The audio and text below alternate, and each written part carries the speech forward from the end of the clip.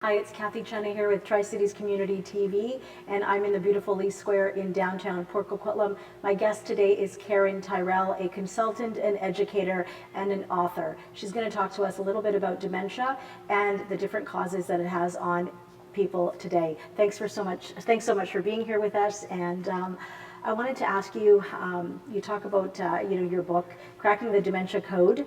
I love the title, by the way. So let's talk about you being an author first, and why did you think there was a need in the marketplace for a book like this? We'll talk about your first book, and then we'll talk about the other book that you have as a learning tool for people that have dementia and Alzheimer's, right? Right. So I guess it was back in 1995 when I first found my passion. It was because people with dementia living in long-term care facilities, in my opinion, weren't being cared for as they really could be.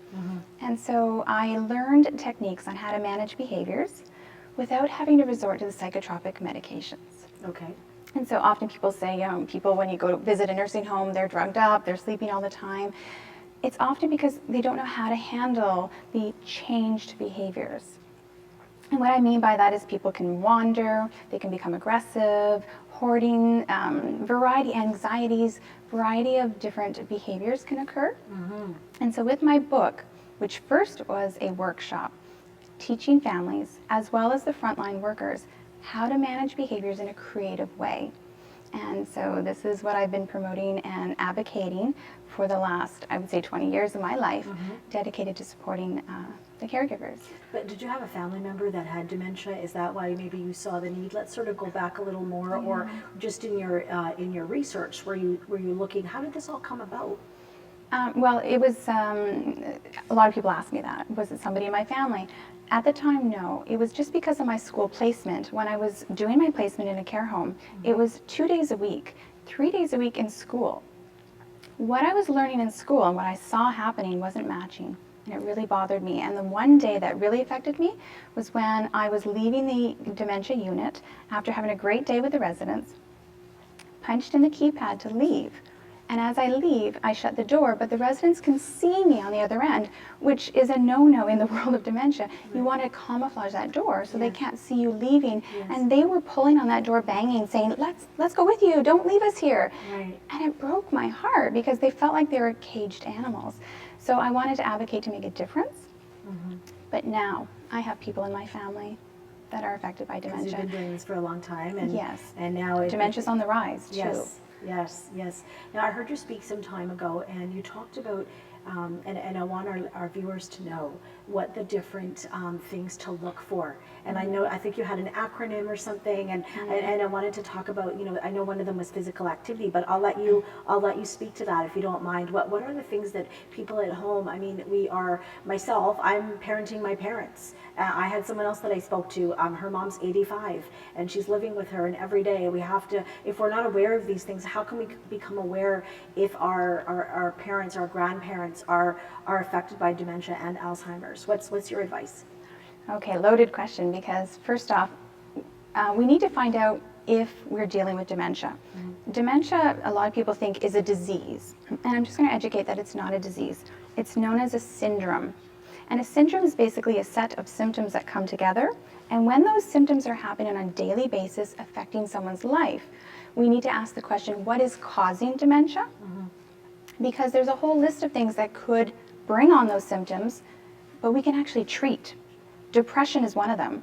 Thyroid conditions, vitamin deficiencies can bring on those symptoms of dementia, but we can treat.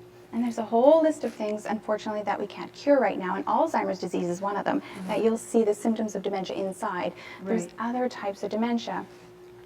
Understanding what we're dealing with could help us support someone better in the day-to-day. In my book, I talk about how to manage the behaviors, and the best thing that I want to teach people is that we have to first understand why the behaviors are happening, because the rule is there's always a reason for behaviors. So people will call me, Karen, help me. How do I help my mom to do this? How do I get my grandfather to stop doing that? And I have to say to them, I'm sorry, I'd love to help you, but we're going to have to back up. You have to teach me, or let me understand why the behaviors are happening before we can help you discover the ways to support them, how to help them. The symptoms towards that behavior. Yeah, figuring out why those behaviors are happening. And In the book, I talk about gathering the facts. I want to teach people to become detectives, to figure out why. And so gathering the facts is an acronym, PHACTS. Right. And so the PH stands for physical. What's physically causing them to behave this way? Right. Is it a migraine? Is it constipation? What physically is going on for that person? A stands for ask them. I really encourage people to give that individual an opportunity to talk. If they can't talk, we got to gather the facts, continue to figure out why without using the A if they can't speak. Right. C stands for consider. They've got some concerns going on in their head. It's not physical, but they've got a lot of worries. How do I get home? Do I have to pick up the kids from school? Where's my mom and dad? The anxieties and the concerns that are happening in their head. And T stands for triggers. Figure out what triggered that behavior. And S stands for scan your environment, because the environment can bring on a lot of, whether it's too bright, too noisy, too cold, too hot. So I teach families to figure this out, figure out why. Those are just some tips and tools on how to figure out the why. It might come quickly, but some cases, like any detective work, might be a little bit more difficult. These are like tools that we can use in our everyday life with our own sort of our families, our coworkers.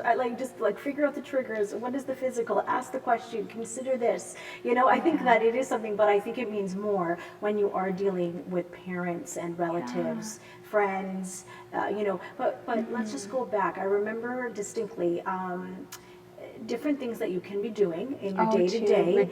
To reduce our dementia. Yes. And so what were they? I know physical activity was one. Yes, we want to stay active because we can actually build new brain neurons in the hippocampus of our brain. And that's where memory and learning takes place. And so with anything like Alzheimer's disease, a progressive type of dementia, the more neurons we have in that hippocampus, the better. So we want to build cognitive reserve, we call it. So physical activity, build the cognitive reserve. There's things like eating healthy, staying social. That's huge, because if we're not social, then we become depressed. Depression can bring on symptoms of dementia.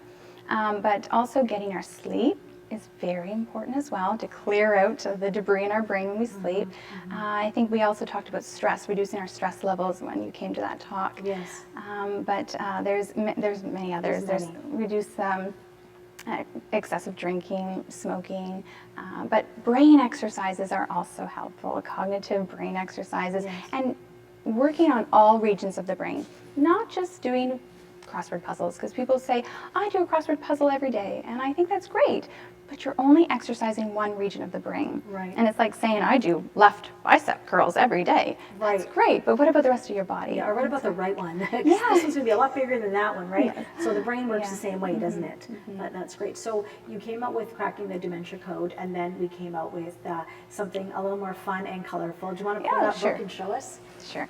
So this was created because in my role in the therapeutic recreation field, helping people feel purpose and meaning in their lives was something I was doing on a daily basis when I worked in the care home. Family members didn't understand how engaging them in these activities can really bring them to a different level, to pull out the person again. If they're not interested in things, the families come and visit and they go, hi mom, how are you? How was your day? What did you do yesterday? Conversation usually goes, I don't know. And it doesn't go anywhere. Right. And then these people are not getting visits, which was really upsetting to me to see, because families didn't know how to connect. So this book was about a way to engage people, to help them to connect. So it has easier adult coloring images, as well as reminiscing questions that can easily bring out those past memories, because often people go in the back in time, and those memories are more vivid than the current memories. And then it also has a song that people can start singing with their loved one, and they're going to see magic happen. The people that have been using this book said, Karen, I didn't know all these things that my mom had done by a fireplace, and it just helped engage them better. So I really love hearing these. I was speaking to someone recently and told them that I was having you in, and they said, well, why don't you introduce someone with dementia? And I thought she was joking and being rude. And she said, the stories that my mom told me when she had dementia, about her childhood that I didn't know about. And it wasn't even really provoked by anything. I think that she was just speaking to it. And this book here helps them sort of draw that out of them, and they're having dialogue, and at least that there's purpose versus the I don't knows, and the more the lack of communication with that person, and watching them sort of dip down into a state that we don't want, of course, for our loved ones. And so how many people are suffering from dementia right now, Karen? Well, the Alzheimer's Society of Canada has on their website that there's definitely over 500,000 in Canada. So the numbers vary. But they're saying also the sad news is 2,500 Canadians are being diagnosed with Alzheimer's disease or other types of dementia every year. And it's only going to get worse if there's no cure found. Exactly, and they're not anywhere near that, right? There's some great things. Now, when I first started getting involved in the field, I remember hearing 5 more years we should have a cure, and then the 5 years come and then goes, and 5 more years. And so I've been hopeful. I hope people will remain hopeful because there's great things coming out, but at this point in time, there's no cure because we don't understand why those plaques and tangles are happening inside the brain for Alzheimer's disease. But it'll happen someday, and I think I'm going to have an awesome, huge party, and we'll celebrate. Of course we are. I want to be invited to that. Yeah. And so where can people reach you and get a hold of you, and what's coming up next for Karen? Okay. My website is the best spot to go to, which is share that with us? www.dementiasolutions.ca. Okay. Yeah. And do you have any upcoming The books are events? also available Yes. in chapters if The people books are are available in interested. chapters. Great. Yeah, Good. That's or online. fantastic. But there is a new committee that I've recently was able to coordinate through the Tri-Cities Seniors Planning Network. And this network has now this subcommittee that I pushed forward called the Dementia Focused Committee. And we're looking for people in the community who really want to take some action within our cities. And so if people are interested, they can contact me. We would love to have more support. And they can get in touch with you through your website, right? Absolutely. Okay, yes. that's Or fantastic. phone number, perhaps, if people aren't on computers. Yes. So it's 778-789-1496. It's Kathy Chenna here with Tri-Cities Community TV, and we heard about hope when it comes to dementia.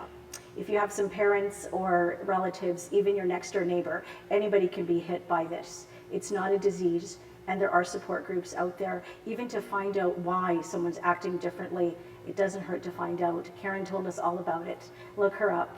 Thank you so very much. We're here at Lee Square. My name is Kathy Chenna, reporting for Tri-Cities Community TV.